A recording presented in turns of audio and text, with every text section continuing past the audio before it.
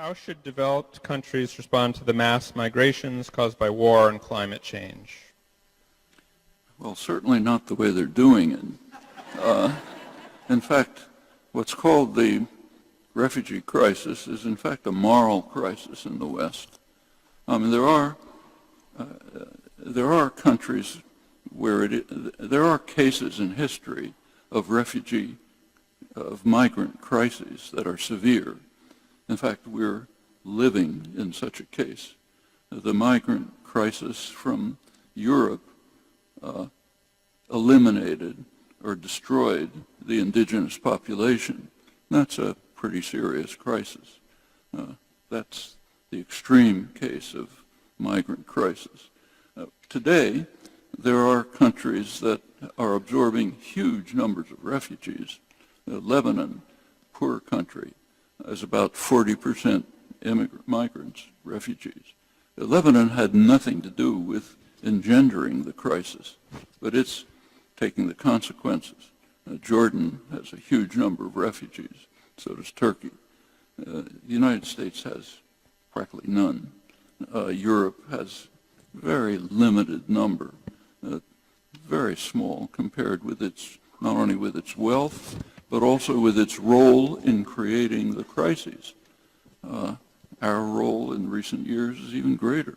So on the one hand, you have rich, powerful countries which have played a major role in creating the crises and are now groaning because maybe they'll have to accept a tiny bit of the consequences.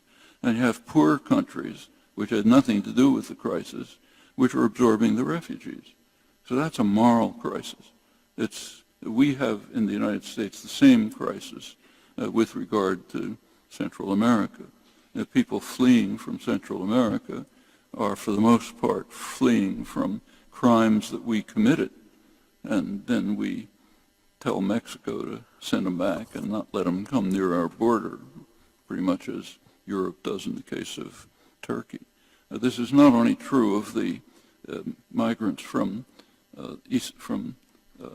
Iraq, Syria, the Levant region, but also from Africa.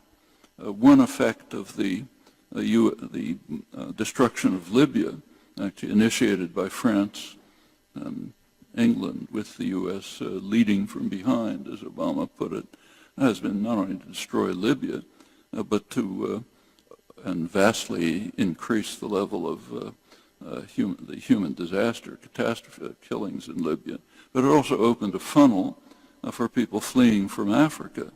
Well, Europe has a certain relation to Africa over the past couple of centuries. Don't have to review it. Now Europe, again, groaning under the impact of the flight of people from regions it has devastated. And this is not ancient history. It's recent, current history. So take the richest country in Africa, potentially the richest country, which could have led Africa to become the flourishing region, Congo, enormous wealth. It was a Belgian colony. The treatment of the Congo by the Belgians was horrendous, even by the standards of European imperialism, which was horrible enough. It was one of the worst cases. In 1960, the Congo did achieve liberation. They had a political leader, young political leader, very promising, very popular, Patrice Lumumba. What happened? The CIA instantly targeted him for assassination, but they didn't make it. The Belgians managed to assassinate him first through proxies, and they didn't take any chances. So his body was cut up in pieces and dissolved in sulfuric acid. That took care of Lumumba, and the Congo hoped for independence. Then the United States and its allies supported a murderous kleptomaniac, Mobutu, as long as they could. Won't go through what's left of the country. Right now, the last couple of years, the worst atrocities in the world are carried out in the Congo.